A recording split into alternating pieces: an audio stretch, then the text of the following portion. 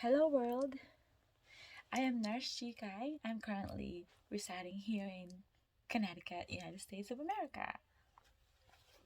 Connecticut is the state where I'm at. So in the United States there are 50 states. So some of them in the West Coast, some of them in the East Coast. I'm in the East Coast near the Atlantic Ocean, around 2 hours north from New York City. Anyway, so for today's video, I will be sharing with you how I became a nurse here in Connecticut, or how I became a nurse here in the United States. So before coming here in 2019, I was in the Philippines, of course. I'm a Filipina. Bisdak ko dai. I'm a Filipina. I have three languages that I know in the Philippines. That's Tagalog, Waray, and Cebuano. So I know those three languages. So maybe bear with me if I have some accent that's just my native tongue accent. Anyway, so coming here was not my plan originally, of course. It was God's plan for me to come here, I guess. So I married an American in the Philippines when I was in the Philippines, and things didn't really went as planned. So we decided to come here. Basically, I had to process all this paperwork in order for me to get here. My my husband, who is an American, helped me through it. Year 2018, when I married my husband, and around December 2018, we started the processing of paperwork. Of course, I had to apply for spousal visa first, and we have to have a lot of paperwork for it. We have to we have to fill out a form to submit to the U.S. Embassy in the Philippines, and I had to wait around. So if I submitted around December, I got a message. No, I submitted around October, and I got an email in December telling me that they got my application and I have to process the papers. So I have here a lot of paperwork. So all these things compiled since 2018. So around March, they gave me my interview notice in the first week of April. Before the interview, it was simultaneous. I had to go to the clinic or St. Luke's Hospital to process my medical exam, all this laboratory test, all these vaccines that I need to get, and then the clinic will be the one. That hospital is sending all my results to the U.S. Embassy. And then I went to the U.S. Embassy around April and had my interview there. My husband was with me, so we have to bring that paperwork or proof that I submitted my application and all the necessary supporting documents so that I can get through the interview. So the interview was just like proving our marriage, me and my husband. So, and what are we gonna do when we get here in America? So those are just it. And then it was funny because the guy didn't say congratulations to me. He was just like giving me these forms that, what to do in emergency and all that. And then I had to ask the officer, so officer, am I all set? What I'm gonna do? And then he said to me, oh, oh, yes, congratulations. You have your visa is granted, so you can go to the US. So wait for your passport in the mail with the visa stamp in it. And yes, April, I got the around first week of April, I got my passport with the visa stamp, and we purchased the tickets. And then June 2019, we came here in America. We arrived. So welcome to America. It was cold. I wasn't wearing any long sleeve or jacket. I was wearing shorts and a t-shirt from the Philippines because it was hot in there. It was warm, humid. I'm not used to getting out of my. I'd never been out of my country ever. So it was very warm in there. I was sweating when we went to the airport. And then when we came here, it was freezing cold to me at that time. It was around June 2019. It was cold for me. I was not used to the weather yet. It was very cold. So I had to run to the car and borrow a jacket from my parents-in-law. Oh, my parents-in-law, you should meet them. They're very sweet. They're very nice and generous and loving.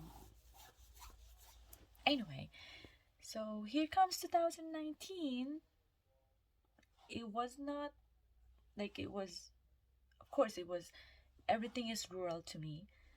Everything is far. All I see, I see a lot of trees.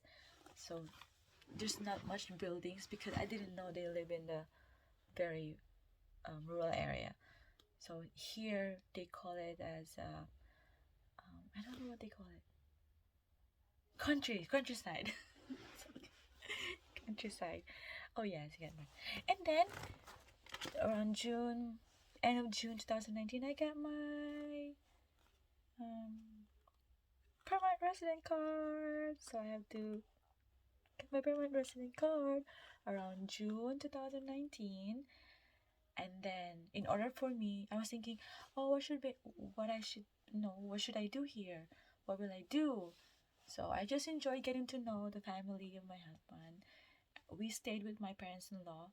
I enjoy getting to know them, getting to know the culture, getting to know their routine every day. Of course, practice more English. Sorry guys, some of my grammars are way off. I'm not really um I'm not good at English speaking, you know. Sorry if my grammar is off. Anyway, so I got my card. So in order for me to have a job, I have to get a social security. So a social security, I have here, it's matter bag. So I have to apply social security. I had to go to the social security office, and around like 2 months processing, I got my social security, and then I started practicing my driver's test. I was doing driving lesson. My mother-in-law helped me. One of her friends, Anne, helped me. Oh, Anne is just so adorable friend. So I will also, you should also meet her. Anyway, so in August, I started babysitting. Oh, that's my first job, and it's so cool. Here in America, you can survive with just with a babysitting job, and I like it because I have to just be with the kids and play with the kids and just watch TV, clean the house, just babysitting them, just watching them. Anyway, so babysitting job, and it was 3 months for babysitting job, and I thought of like, well, maybe I'll apply for a nearby school and see how the school system works. So because I was planning to do a school nursing job, and I applied. I didn't really expect. There's no expectation because I was not confident with my English. I don't know if I get hired. So I applied in the school nursing. No, not a school nursing, but I applied for a job in the school. Yep, and it was an assistant teaching job. I applied around November, and after a week I got a call and they told me, hey, come here for an interview. And I was really shocked. I didn't expect it, and I didn't also expect that school that I applied is the school where the kids that I babysit is also attending. So it was just, everything was just coincidence, or not coincidence, maybe it's just part of life. And I got the job in the school as an assistant teacher, or they call it as a building substitute. building substitute. I don't know the pronunciation. Yeah. So that's like 7 hours a day. I ride a bus with the kids. There's a small bus that I ride with every morning, right around 7:45. It's just a 15-minute ride, picking up the kids, bringing them to school, and then I help the teacher in school around 8. So that's pretty much it. So that's the first few months of my life. And I thought, oh, maybe I should consider applying for my nursing license here in America. So I did a lot of research. So you guys, if you're here for a different kind of visa, I would encourage you to do your research. Do not depend on other people. Just make sure you do your research first and you really study what you're stop getting into. So I did some research. I went to the website of the Department of Public Health here in Connecticut. I look up the requirements and I listed it down. I look up the requirements and um I didn't go to school here. So my process was different.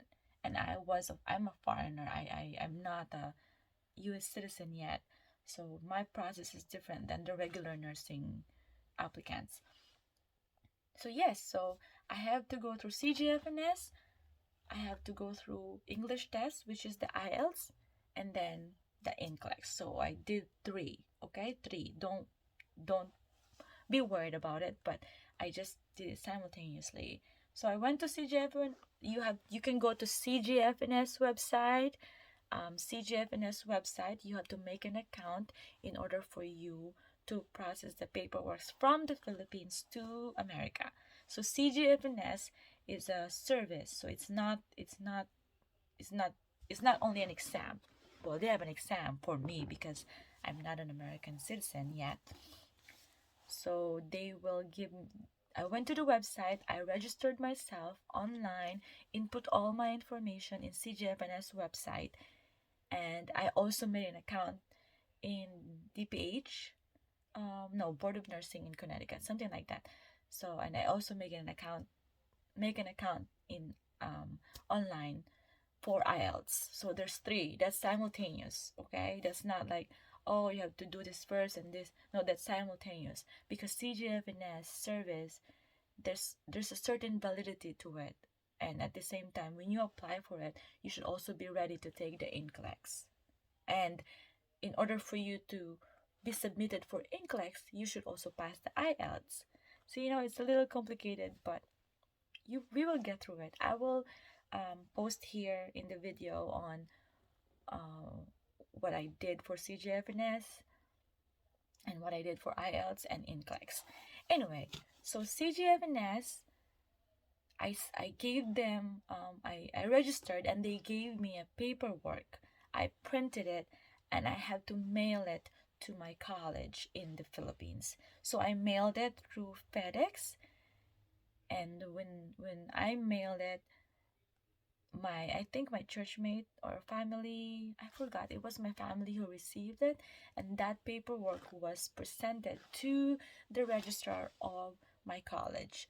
So that college fill up the form, they have to fill it up, they have to sign it, and then they have to attach my transcript there, and then they will be the one to mail it back to CGFNS. Not your representative, not your family member, not your friends. The school will be the one to mail it back to CGFNS. Okay, so they have to mail it back through FedEx. So this is the paperwork I received from not FedEx, but because I asked for a renewal of my license in the Philippines, so they sent it to me. Anyway, so they have to send it through FedEx or to DHS courier, and then usually in a month CGFNS will receive those paperwork and review those and will give you an authorization to test for CGFNS qualifying exam. Okay, so this is not NCLEX yet. This is CGFNS qualifying exam. So before they give you the CGFNS qualifying exam, they have to have a paperwork from the school, and they have to have your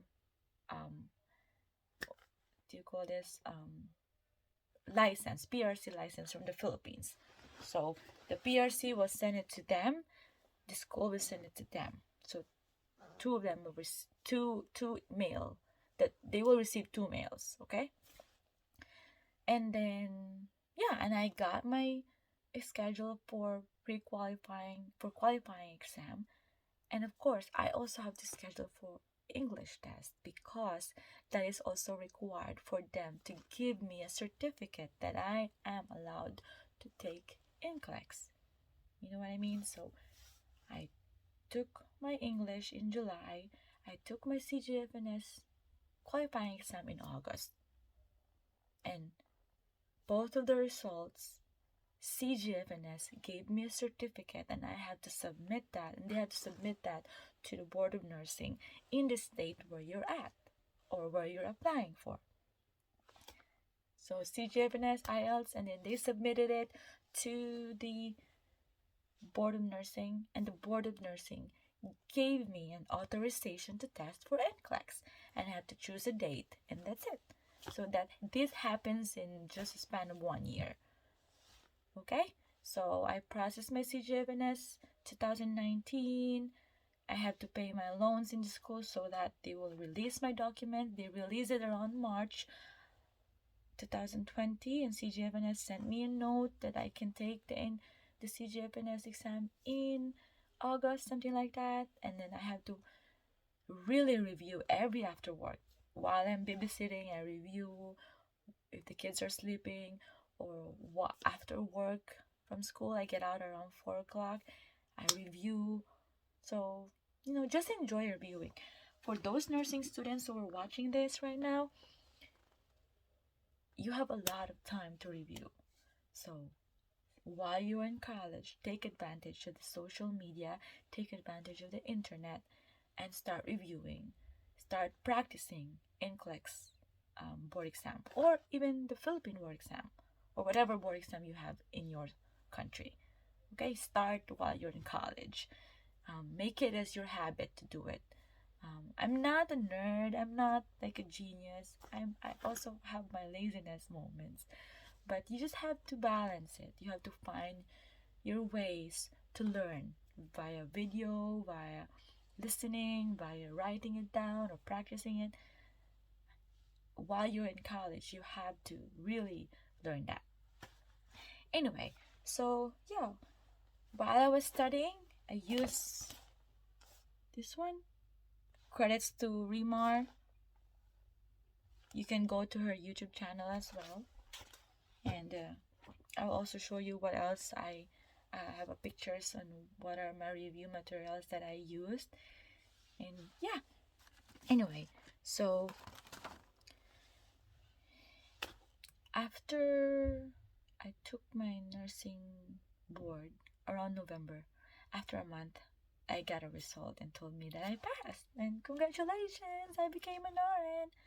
So the license here doesn't look like the license in the Philippines. So just like this. So it's just a paper, like, just printed paper, and I just laminated it because you have to renew it every year. In the Philippines, I think 4 years, 3 to 4 years before you can renew it. But here it's every year in Connecticut. In Massachusetts, it's 2 years. I'm not exactly sure, 2 to 3 years. But it depends on the state again. When you take NCLEX, before you take NCLEX, by the way, you have to really think like wisely on which state are you going to be in. Okay? Which state are you going to be practicing? Because if you choose, let's say you choose New Jersey, and then you go to a different state, you go to Vermont, the license in Vermont is different than New Jersey, I guess. So, and we also have this license, they call it a compact license. Compact license meaning you are licensed to multiple states. So you have to research that too in their website. I am not sure how to get that compact license yet. I'm not, I'm not even sure. I just took Connecticut because I just wrote Connecticut. I chose Connecticut in my application before I took the NCLEX. I choose Connecticut because I'm living here. Okay, Connecticut is part of the New England state. Okay, the weather here is very weird. That's the term that they use. Today it might be 30 degrees Fahrenheit. Tomorrow it might be 60 Fahrenheit. You'll never know. So be prepared. Anyway, Connecticut is considered as the Constitution state. That's what they call it. And well, I'll show you in the next few pictures what are the tips that I did, what are the reviewers that I use. This video is basically for those who wanted to know more about processing nursing license here in America. And just so you know, you can also go through an agency in the Philippines. There's multiple agencies in the Philippines that will help you process your visa to come here. If you are coming here as single and working visa, they will help you through it too. But if you're coming here as spouse or immigrant, family member coming here, you have to apply by yourself. You have to go through the website. There's no agency here that will, help you process all the papers. So just go through the website of the state of where you're gonna be applying for or where you're gonna be working. Okay? And check the weather of each state. Check the salary range of each state. So here in Connecticut, based on my knowledge and experience, when I applied for nursing here, nursing job, some companies or clinic or hospital will count your experience in the Philippines. Some don't. So some don't count. Okay? So be ready for that. When I applied in the clinic where I'm at, when I'm working right now, they counted my experience in the Philippines, so that's why I get a higher offer. But some clinic, they don't. They will only count your experience here in the States. So if you've been here only for 2 years and that's your experience, that's the only thing. They'll consider you as, new nurse. And it's lower pay. Okay? So usually it's around, for a clinic nurse, the starting pay is around, I'm just based on my research in Google, and people talking to me, but this is not associated with any agency. So it's around 31 to 35, 31 to 34 dollars per hour for a new nurse. 31 to 34 dollars an hour. If you're in the nursing home, you don't have any experience, they said your starting is around $25 an hour. So it depends. Okay, it depends. And of course, they have certain increases, and what else? I don't know what else I'm gonna tell you for this video right now. I think that's all, giving you an introduction on how I became a nurse here in America. Oh, by the way, of course you have to learn to drive, okay? You have to learn to drive here in America. It's just so hard to get through from one place to another without a car. It's because everything is far. Everything is far from each other. I drive every day 30 minutes from home to work. From Norwich to New London, Connecticut, I drive 30 minutes, 25 to 30 minutes. That's in the highway, okay? That's not even in the back road. That's in the highway.